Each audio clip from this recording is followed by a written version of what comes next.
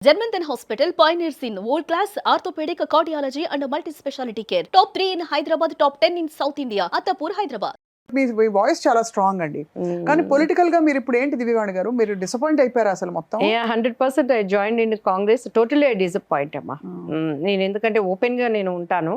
చెప్పేటప్పుడు జాయిన్ అయ్యేటప్పుడు చాలా చెప్పారు.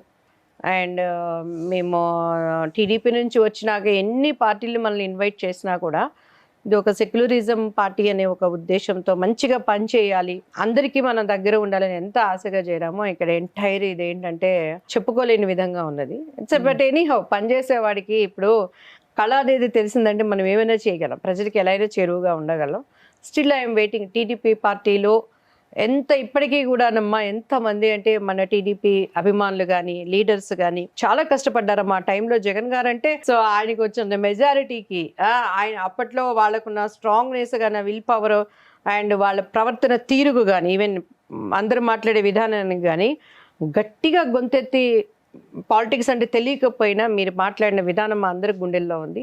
కానీ మీకు మంచి స్థానం ఉండేది టీడీపీలో ఉంటేనే. నేను చెప్పాను బాబు, టీడీపీలో నేను ఏ రోజు బాబు గారిని ఒక మాట అనలేదు, లోకేష్ గారిని అంతకన్నా నేను అనలేదు. ఒక లెక్కన ఆయన నాకు ప్రాణభిక్ష పెట్టాడు లోకేష్ గారు కరోనా వచ్చినప్పుడు అండి. అండ్ అది మన కాక్టైల్ అనేటువంటి వ్యాక్సినేషన్ ఆల్మోస్ట్ అప్పుడు అది 2 lakhs రూపీస్ ఉంది.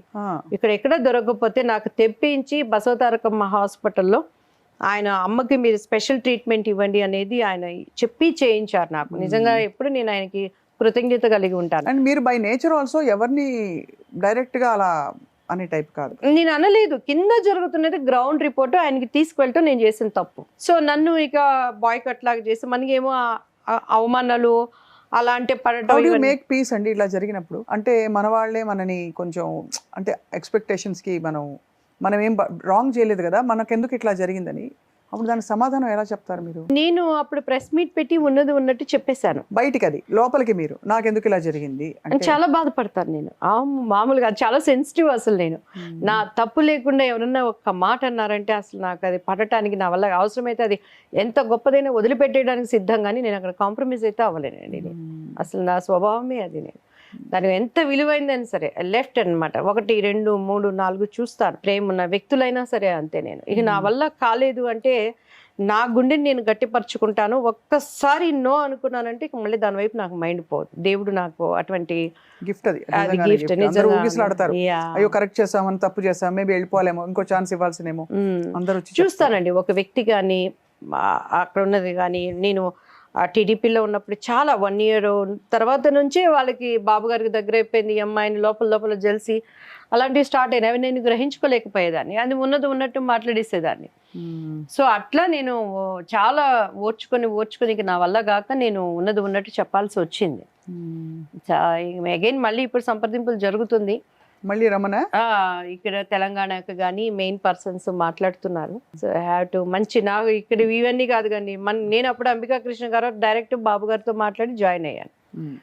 సో మనకి అట్లా వే కరెక్ట్ గా ఉందంటే డెఫినెట్ గా నాకు అది పుట్టిల్లు లాగండి. ఎక్కడున్నా కూడా నా అరంగేట్రం అక్కడ జరిగింది. ఆయన మీద ఎంత ఎట్లా ఉన్నా కూడాను స్ట్రాంగ్ గా మాట్లాడేదాన్ని నేను. అభిమానం అప్పుడు ఇప్పుడు ఎప్పుడు ఉంటుందండి చెప్పండి. జస్ట్ డిస్కషన్ అమ్మా. ఇప్పుడు కాంగ్రెస్ లోకి చూడాలి. ఇప్పుడు జూబ్లీ హిల్స్ ఎలక్షన్స్ జరుగుతున్నాయి కదా, మళ్ళీ రా నీ వాయిస్ స్టార్ క్యాంపెయిన్ అని ఒక ముద్ర వేస్తారు.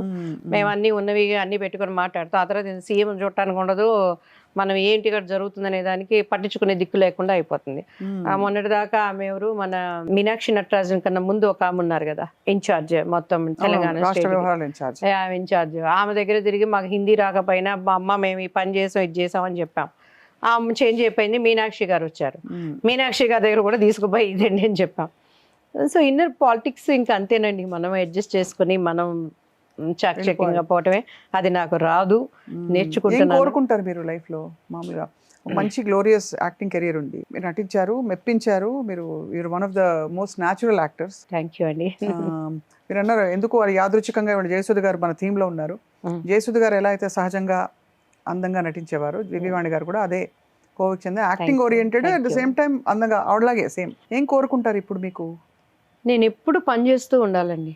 అంతే. I need work. నాకు ఖాళీగా ఉండటం. Now you don't have full work కదా. అంటే వర్క్ అంటే నాట్ ఓన్లీ షూటింగ్సే కాదు, నా కుటుంబం, నా వర్క్, వాళ్ళ గురించి వాళ్ళకి ఇంకా ఫ్యూచర్ మా పిల్లలకు పెళ్ళిళ్ళు అవ్వాలి, దాని గురించి ఒక నెట్వర్క్ చేసుకుంటూ అలానే ఇప్పుడు మేము కొంత ల్యాండ్స్ వాటి మీద ఇన్వెస్ట్మెంట్ పెట్టాం. సో అది ఒక వర్క్. అలానే ఇప్పుడు మళ్ళీ మన ప్రొడక్షన్ ఒకటి చేయాలని వీఆర్ ప్లానింగ్. ఒకసారి కాలు పెడితే అక్కడ ఫెయిల్ అవ్వకుండా సక్సెస్.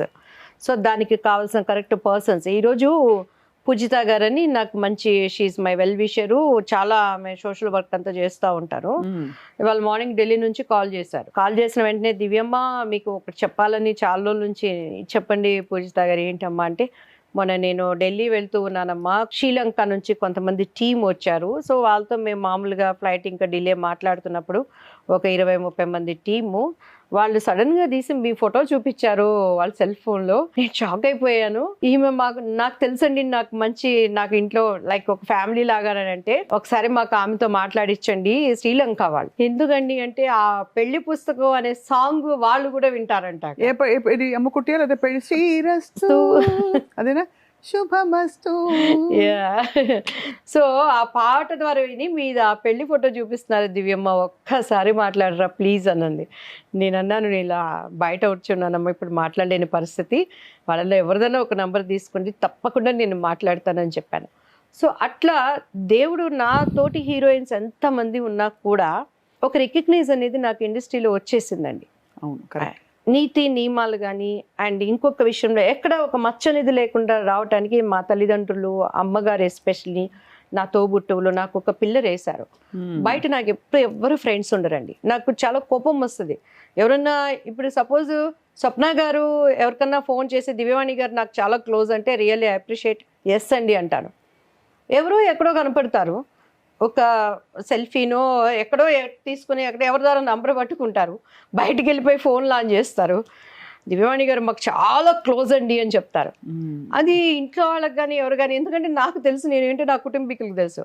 నాకు ఇప్పటికీ మా అన్నయ్య, మా అక్కయ్య, నా 2 బిడ్డలు, మా వారు, 1-4 ఒక 10 మెంబర్స్ ఫ్యామిలీ, మంచి ఫ్రెండ్స్ తప్పించి అసలు బయటికి వెళ్ళనండి నేను.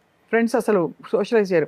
భానుప్రియ గారితో వాళ్ళతో వీళ్ళతో మాట్లాడతాను, జస్ట్ హాయ్ బాయ్ అంతే. ఎందుకంటే అట్లా అలవాటు అయిపోయింది. నా కుటుంబీకులు నాకు ఏమైనా తీర్చలేకపోతే ఫ్రెండ్స్ కావాలి, మా అక్కతో కబుర్లు చెప్పుకుంటాను, పొద్దున్న లేస్తే ఏమైంది ఏంటి ఎట్లా అని. అలానే పిల్లలతో సరిపోతుంది. ఇప్పుడు అన్నెసరీ ఫ్రెండ్షిప్స్ ఉండటం వల్ల అన్నెసరీ ప్రాబ్లమ్సే నాకు తెలిసి. ఎలాగా అంటే ఫర్ ఎగ్జాంపుల్ ఒకళ్ళ అభిప్రాయాలు నచ్చవు, ప్రైవసీ ఉండదు. యా, ఇప్పుడు జనరేషన్ అంతా ఏమైపోతుందండి, మందు పొందు విందు అలా ఉన్నారు. వాటి మూడింటికి మేము దూరము, నేను ఎలా ఇమ్మడలేను. కానీ ఉన్నారు మంచి ఫ్రెండ్స్ ఉన్నారు. ఇప్పుడు మా టీడీపీలో షకీలా గారు కానీ అండ్ మంచి మంచి మనకి కష్టం అంటే నిలబడే ఫ్రెండ్స్ ఉన్నారు, వాళ్ళతోనే సరిపోతుంది. సో అందుకని ఎక్కువ నేను బయట కనెక్టివ్ నాకు లేదు. సుమన్ టీవీలో మీ పర్సనల్ అండ్ బిజినెస్ ప్రమోషన్స్ కోసం కింది నెంబర్కి కాంటాక్ట్ చేయండి.